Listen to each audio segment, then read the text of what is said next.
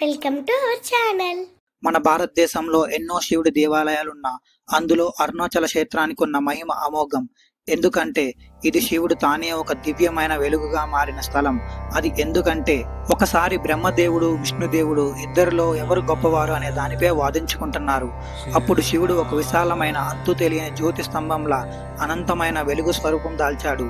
అప్పుడు బ్రహ్మ హంస రూపంలో ఆ వెలుగు తల ఎక్కడ ఉందో చూడటానికి పైకెగిరాడు. అప్పుడే విష్ణు వరాహ రూపంలో ఆ వెలుగు అడుగు ఎక్కడ ఉందో తెలుసుకోవడానికి భూమి అంతర్భాగానికి దిగాడు. అయితే ఆ ఇద్దరికి శివుడి యొక్క వెలుగు మొదలు అండ్ చివర కనబడలేదు. ఎవ్వరూ ఆ శివతత్వాన్ని పూర్తిగా తెలుసుకోలేరనే నిజాన్ని గ్రహించారు. అప్పుడు శివుడు స్వయంగా తన రూపాన్ని వెలుగుగా కనిపించి చెప్పాడు, నేను సంపూర్ణం, నన్ను ఎంత వెతికినా పూర్తిగా గ్రహించలేరు అని. ఈ అనంత జ్యోతి స్తంభమే అరుణాచల రూపంగా భూమిపై వెలిసింది. అండ్ ఇక్కడే తాను శాశ్వతంగా ఉండిపోతానని శివుడు చెప్పాడు. ఖచ్చితంగా వెలుగు రూపంలో తనను భక్తులు దర్శించాలనుకున్నాడు. అలా అరుణాచలం మహాక్షేత్రంగా మారింది. ఈ ఆలయం తమిళనాడులోని తిరువన్నమలైలో ఉంది. దీని చుట్టూ ఉన్న పర్వతాన్ని అరుణాచలగిరి అంటారు. ఇది స్వయంగా శివుడి రూపమే. గిరి ప్రదర్శన చేయడం అంటే శివుడి చుట్టూ తిరిగిన గొప్ప పుణ్యంగా భావిస్తారు. ఇక్కడ జరిగే కార్తీక దీపం ప్రపంచంలోనే అత్యంత అద్భుతంగా పరిగణించబడుతుంది.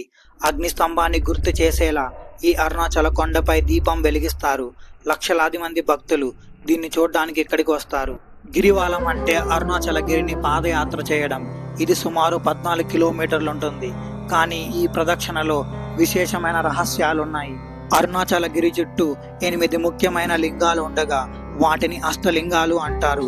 అవే ఇంద్రలింగం, అగ్నిలింగం, యమలింగం, నైరుతిలింగం, వాయులింగం, కుబేరలింగం, ఈశాన్యలింగం అండ్ లాస్ట్ గా వరుణలింగం.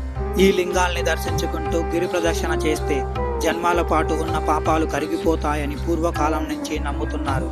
గిరి ప్రదక్షిణం చేయడం వల్ల చాలా ఫలితాలున్నాయని మన పురాణాల్లో ఉంది. వాల్మీకి మహర్షి ఈ గిరి చుట్టూ తపస్సు చేసి శివుని దర్శించారు. అగర్ష మహర్షి కూడా శివుని ఆజ్ఞతో దక్షిణానికి వచ్చి అరుణాచల గిరి వద్దనే దీర్ఘకాల తపస్సు చేశారు. స్కంద పురాణం ప్రకారం సూర్యుడు, చంద్రుడు, వాయుదేవుడు, ఇంద్రుడు, అగ్నిదేవుడు, యముడు, కుబేరుడు వంటి అనేక దేవతలు కూడా ఈ గిరి ప్రదక్షిణ చేసి పాప విమోచనం పొందారు. దేవుళ్ళు మాత్రమే కాదు, ఆధునిక యుగంలో రమణ మహర్షి ప్రతిరోజు ఈ గిరి చుట్టూ నడవడం తన ధ్యాన భాగంగా చేసుకున్నారు. రమణ మహర్షి చెప్పేవారు, ఈ గిరి శివుని స్వరూపమే అని. ఈ గిరిని ఒక్క అడుగైనా చుట్టిన వాడికి పుణ్యం లభిస్తుందని. ఇలా భగవంతులు, ఋషులు, సిద్ధులు, దేవతలు, మహానుభావులు అందరూ చేసిన ఈ గిరి ప్రదక్షిణను మనం కూడా శ్రద్ధగా చేస్తే అది మోక్షాన్ని ప్రసాదించే మార్గంగా మారుతుంది. గిరి చుట్టూ అద్భుతమైన ఎనర్జీ ఫీల్డ్ ఉందని సైంటిస్టులు చెప్తున్నారు. పునర్జన్మ పాపాలు తొలగిపోతాయని చెప్పే భక్తుల అనుభవాలున్నాయి. రాత్రి 2 గంటల సమయంలో గిరి ప్రదక్షిణ చేస్తే అది శివుడు ప్రత్యక్ష దర్శనానికి సమానమని పురాణాలు చెప్తున్నాయి. అంతేకాకుండా అరుణాచల గిరి ప్రదక్షిణలో ఒక పవిత్రమైన స్థలం ఉంటుంది. దానిని మోక్ష ద్వారం అంటారు. ఇది కేవలం ఒక దారి కాదు, జీవితానికి మోక్ష మార్గం అని మన పురాణాలు చెప్తున్నాయి. భక్తులు ఈ ద్వారాన్ని శ్రద్ధగా దాటి అక్కడ శివుని ధ్యానంలో లీనమైతే పునర్జన్మల బంధాలు ఛేదించి మోక్షాన్ని సులభంగా పొందగలమని విశ్వాసం.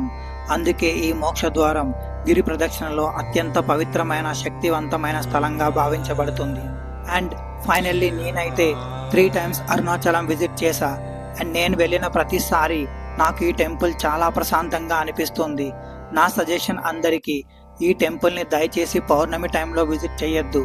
ఆ టైంలో విజిట్ చేస్తే మీరు నేను చెప్పినవి ఏవీ చూడలేరు.